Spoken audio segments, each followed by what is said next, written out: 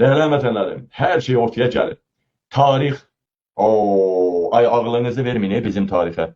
Siz bizim tarixi oxuyursunuz, Azərbaycan tarixi, Azərbaycan tarixi. Hadi hamısı yalan şeylərdir. Hadi biz bir əsrdə 4 dəfə dilini, 4 dəfə də ədəbiyyatını, yazısını dəyişən millətik. 4 dəfə. Değerli vətən, ərəb, fars, kiril, türk, latın 4-5 dəfə bir əsrdə dilini, yazısını dəyişən millət.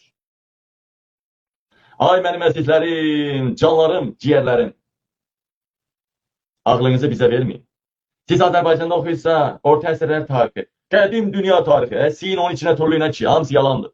Hə, bəzi yerlər düzdür.